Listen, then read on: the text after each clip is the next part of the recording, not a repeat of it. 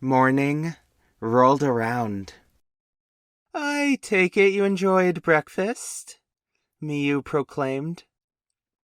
I set another plate out of the way and fell back into my chair. Here I thought nothing could outdo what her cooks had done yesterday. "Shall we move on?" she asked. "Move on to what?" "I thought I would take you to Seed Town to enjoy the fresh air. Have you ever been outside, Kea?" "Outside of what?" I didn't understand what she'd meant, and visibly showed so. Pity was engraved in the smile she gave me. "Well, then," she said, "you're in for a treat." She grabbed me by the hand and led me through her home. Soon after, we found ourselves at the door that two men had been guarding the night before. Now, neither was there. My heart buzzed. We walked along. Miyu opened the door. And something struck me down, something unlike I'd ever felt before. My face tasted the ground, and I went into a daze. A moment passed.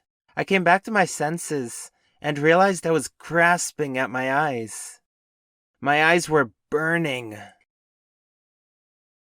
Their searing pain was quick to ease, so my grip began to loosen. I could make out Miyune on a knee alongside me. She set her soft hands around my shoulders, which helped to settle me down. Disgust left her lips, but at herself, not me. "I should have known," she hissed. "Known what?" I cried. "That you would wilt in the light." "Is that what it was?" "Yes, my dear, just stay down. I'll make this right." I caught sight of her motioning to a servant. Then the servant left. Soon after, the servant returned with a black piece of cloth I couldn't get a good look at. Miyune took hold of it and placed it over my head. It was a veil. Now, the whole room looked lightless. "How can you handle a light like that?" I asked.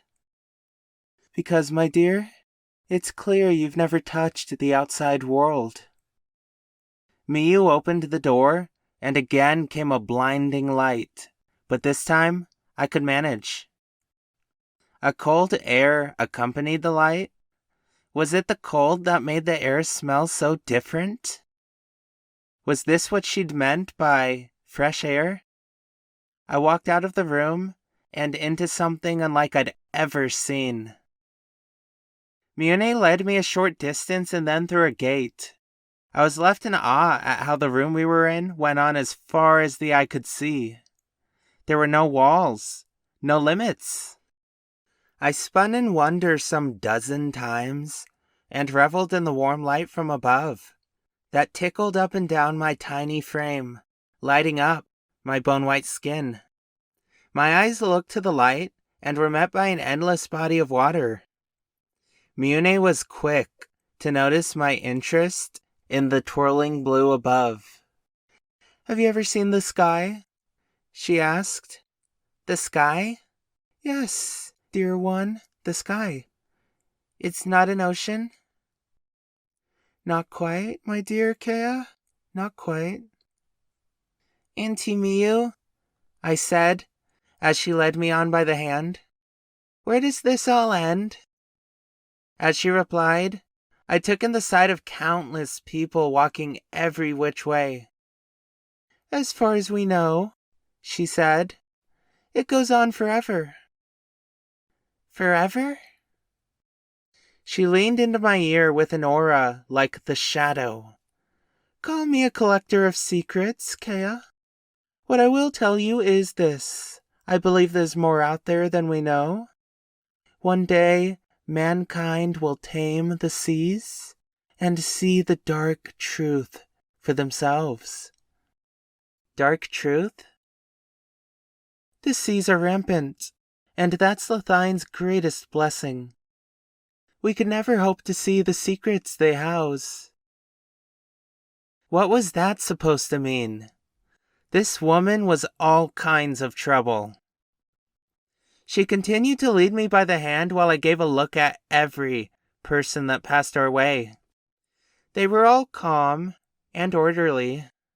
Some seemed a little dirty and some a little thin. But that was the extent of anything amiss. This place was a far cry from where I'd been raised. From a place where all people were stained in grime, starvation, and blood. Albeit the nation we were in, Sohal, was said to have some starvation and blood of its own. A hulking man showed up in a flash of light. He walked beside Miyune and continued along with us. Neither he nor she acknowledged one another with their eyes. "How fare you today, Loshki?" Miyune asked. Good, but not as good as you, it seems. Enjoying a change of pace?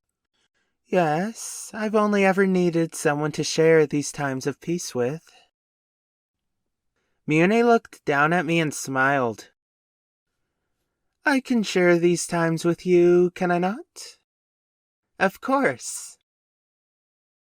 I got a good look at Loshki and marveled at his physique.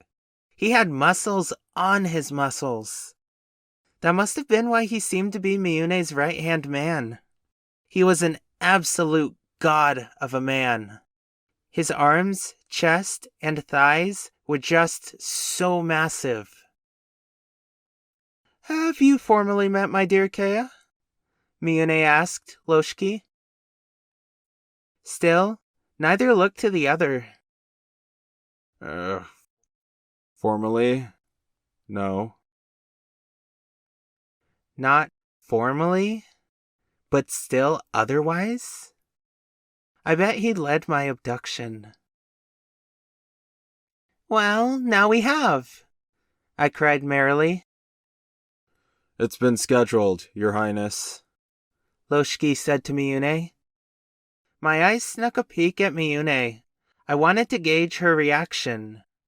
She seemed unsurprised by whatever Loshki's words meant.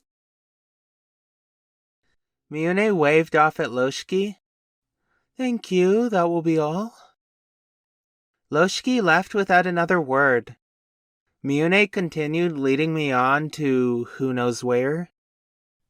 You seem to have a thing for sweets and cakes, Miyu said, stopping the both of us. Yes, I said, getting distracted. I really, really do. Something beautiful scented the air. My nose took me over to the source, where I found a merchant at a booth selling all sorts of sweets. Lady Miyune, the merchant cried. I haven't seen you in quite some time. She grinned. Yes, I have been quite the recluse of late, she said. It really is quite sad. Again, Miyune leaned beside my ear. Pick something you like. Today's a day for you. As excited as I was to try something out, what I really wanted was for this woman's warmth to be true.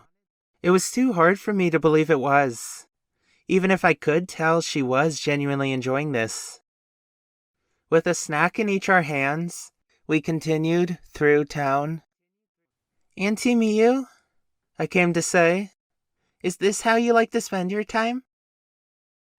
She gave me a smile right as the stretch of road we'd been on ran out. In fact, not only had the road run out, but so had town and all its buildings. Something tall and green flooded as far as the eye could see. To think, my own home had been nothing more than total darkness and brick. Is this grass? I asked, plucking a piece. She sat me down, and the both of us laid back. All the greens were soft as cotton. Yes, my dear, it is. for some reason, she lost herself to thought. At first, I was more than all right with that. I relished the idea of having time to myself. Except my lust for answers was just too great. How does the sky and the bright lamp stay afloat? I asked. The sky and the sun, she corrected me. That is simply the nature of their ways. I'd heard of both while reading forbidden books, but only now did they make sense. Before I could speak again, she came out with words. She must have known what I was going to ask because she pointed to the sky. Do you see those white, fluffy objects? I do. Those are clouds, Kea. They go hand in hand with the sky. Interesting. I enjoyed learning and was more than happy to lay back with Miyune to watch the sky dance and the clouds glimmer. It was her who broke the silence next. Many things change, but this is one of the things you can always count on. Whatever that meant was beyond me. She didn't even seem to be talking to me. It was like she was thinking aloud or recounting something from the past. Soon after, the bright part of the day passed. What ensued, she called sunset. We were on the verge of heading back to her home when a hulking figure appeared yet again. My lady? Loshki greeted Miyune. Has it gone ill, Loshki? He went silent. His lack of words seemed to say everything she needed to know, and her happy glow faded into something a little more stern. I'll see to it at once, she said. She then turned to me. Kea, I'm sending you with Loshki. He will take you back to the palace. Is that fine? I nodded. Of course. Miyune got up. She shared whispers with Loshki, and then she left. Loshki turned to me, arms crossed. Shall we get going, my lady? I nodded. Yes, I think we should. Loshki led the way, and I followed at his side. With any luck, I could get an answer or two from him. Because I wouldn't get as much from Miyune.